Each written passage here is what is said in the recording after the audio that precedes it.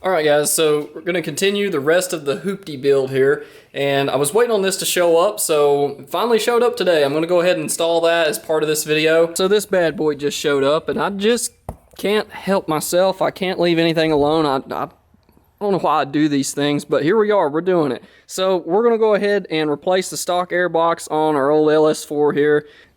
Okay, so the first thing we're going to do, replacing the stock airbox on this bad boy, is go ahead and unhook the battery and start taking all this stock stuff apart.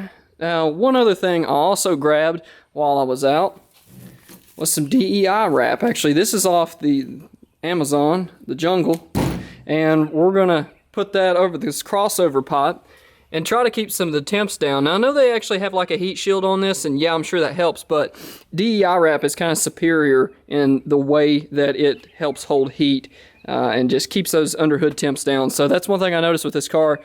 This being a V8 means lots of heat, because this car, I feel like, is not really designed to have all this in there, but it does anyway, because somebody at GM thought it was a good idea. I did too. So let's go ahead and change all this crap out. You know, this car isn't too bad for her age. It runs really good. 112,000 on the clock. Actually, I'm lying to you. No, 115,000 on the clock. Since I bought the car, I've drove it probably 2,000 or 3,000 miles, and it's been really good. All right, so let's go ahead and get into the install with this. We got to take this crossover out and then start disconnecting all this nasty plastic stuff. So let's get to it. All right, so let's go ahead and do a little quick unboxing, because you always got to do that. I forgot to do this part. Bam. So there's not really a lot to this intake, just to be honest with you. As you can see, basically you get an elbow and a box and a cone filter. So for what it's worth, this is kind of pricey for what you get. But compared to the K&N that is an open element breather, I really don't like the idea of that, because the stock box probably does a better job at drawing cold air over the K&N. If you guys haven't looked into this yet, the K&Ns, almost all of them, the way they're made, regardless of what vehicle you're going to put it on, is usually an open element breather with some sort of Mickey Mouse seal that goes against the hood. And on the dyno, I'm sure they've got the hood up and it's just sucking all this cold air. But, you know, when the hood's shut, it's going to make a difference. So that is why I'm actually not sponsored by these guys, but I have a cold air inductions on literally everything I own except a muscle truck, because it's old school. So that's exactly why I chose cold air inductions, is because this thing actually has a heat shield around it compared to most of them. So we're going to go ahead now, unbox this thing. Let's see what we got. Like I said, there's really not a lot to this thing. I may have to set you guys down so I can crack this out. Alright, so here's everything unboxed. Like I said, doesn't really look like a lot, but it actually is. So let's take a quick look at how these things are made. So you notice the inside of this thing has all this heat shielding in here. That's going to help keep those temps down and draw the air where you want it to come from, which is over there, obviously on the side of the fender. Cone filter is going to come through probably this way and sit in here. So this would be the side that's facing the outside of the car, and then the filter should come through right here. But really well constructed box, very well put together. Lots of black oxide coating, it looks like, or some kind of powder coat on here. That's obviously powder coat, just kidding. So this thing's powder coated black, and it's a good thick coat. It's not like some cheesy thing. Of course, you're gonna pay a pretty penny for this. This is $300 for this kit, so you're probably thinking, wow, that's a lot. Actually, K&N's is not really getting anything more, and it's $350, so I don't see the advantage to that. PCV attachment here comes on the boot. That's nice, and of course the filter is massive like every other air intake. So I'm going to go ahead and start breaking this thing down, but I did want to show you guys this before we install it, because you know, this thing is actually a pretty... Ooh, look here. That looks nice. So, if anything, it's going to clean the engine bay up a lot, but also on the dyno, I actually found some numbers on this, and they actually had some stuff on a forum. This is good for roughly 13 to 14 wheel horsepower and torque. So, on a bone stock car, that would equate to probably around 245, 260, somewhere in there, probably around 260 horsepower to the front wheels with no other mods done to the car. With the exhaust Resonator Delete, I expect to be around 280. And of course the active fuel management is disabled as well. I think the little handheld thing also does a 93 octane tune, so we might push 290. That's a stretch for this car. But, you know, in the future, I do have some pretty radical things that I'm going to do to this. But for now, we're just going to laugh at it because it looks like a grandpa car. That's what we want people to think. So let's go ahead and start disconnecting this battery. I'm going to walk you guys through a quick install of this unit. Alright guys, so I'm in the middle of tearing this thing down. I want to show you where I'm at right now. So I got the cross brace out. And once you get your cross brace out and you undo all the stock stuff here, you're going to find your transmission control module, body control module. There's a lot of stuff going on down in here. Technically, I think this is the body control and transmission control module, if I recall. That's what this is transmission and body control modules. So we're going to relocate these to the bottom of the new box.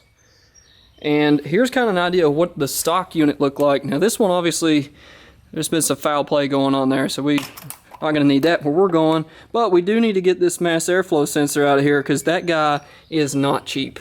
And he's in good shape, so I'm definitely going to reuse that. There's your stock box. You can see how restrictive that is. You know, not really drawing a whole lot of air, but I will say it's probably going to do a pretty good job. The stock box actually looks pretty decent. So I would say if you guys don't feel like putting one of these on, this stock box is probably sufficient for your car if you want to keep that sleeper look, but this is going to clean it up a lot.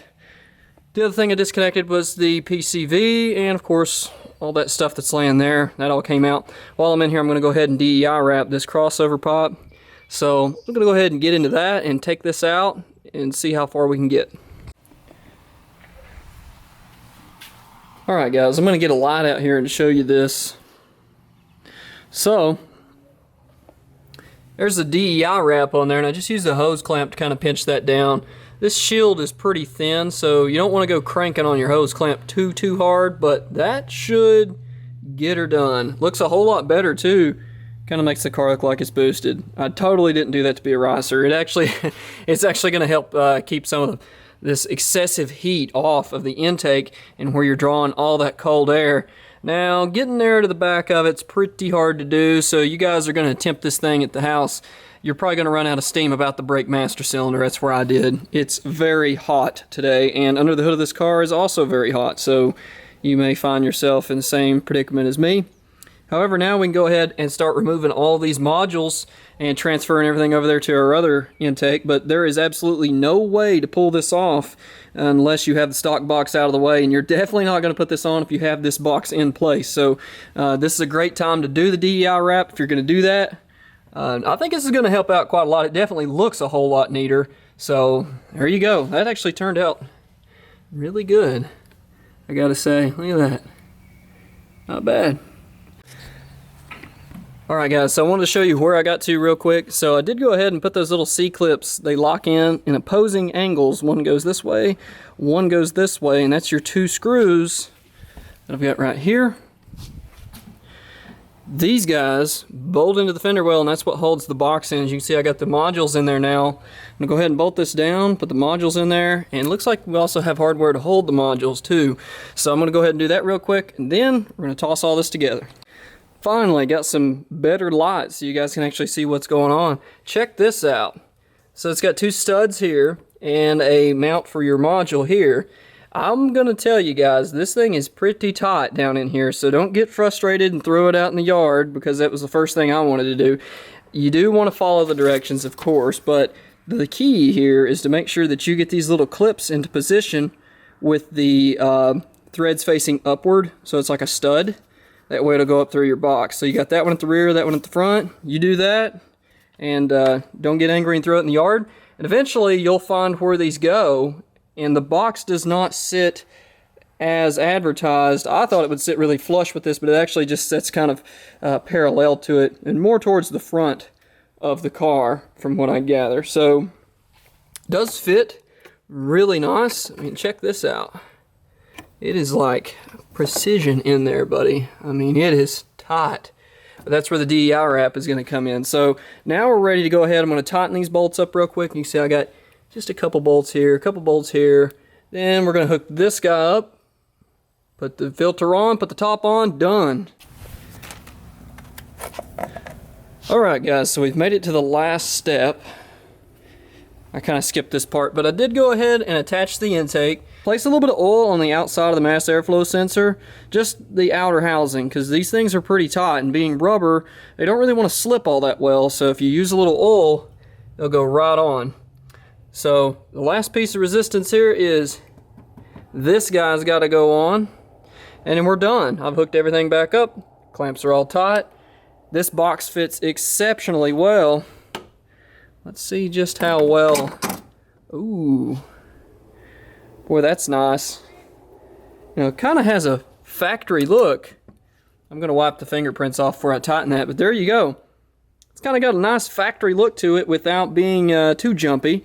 And it's definitely going to make an improvement on power. I'm hoping for some fuel mileage, so I will give you guys an update if this thing actually helped fuel mileage or not. So I will do a review and follow up with you guys and let you know how this thing turns out. So for the meantime, let's tighten these bolts. Going to give everything a little wipe down, and then we'll do a little drive and see how this thing goes. So there you go. Nice little cold air inductions install. I think it turned out pretty good, guys. I've got to say, they literally make stuff for pretty much every make or model that's even a little bit performance oriented. Even if not, I think they even make them for Faith's Jeep. So you can get these air boxes for pretty much anything. Although they don't cater to the OBS platform, I don't think. And the old ZR2, of course, I've got one on that truck as well. Now, this car isn't tuned yet. It's just on like this little handheld piece that's a 93 octane tune with an active fuel management delete. That's the only things I've got done to it right now. But I gotta say, that turned out really good. So I hope you guys enjoyed watching this video. And if you did, give it a big thumbs up. I've got some more stuff coming for the Papaw and Palace. You guys are just going to have to tune in and get ready for some more content. Of course, keep in mind, we still got the gray truck here. Still got the Colorado here. There's other things that we're going to be getting into. It's not just going to be on this thing. A quick few other things I'm going to do. We are going to tint the windows next and possibly change out the wheels. So I'm not going to give that one away just yet. So you guys are just going to have to subscribe and go ahead and give this video a like if you like what you see here. So guys, thanks again for watching, and I will catch you in the next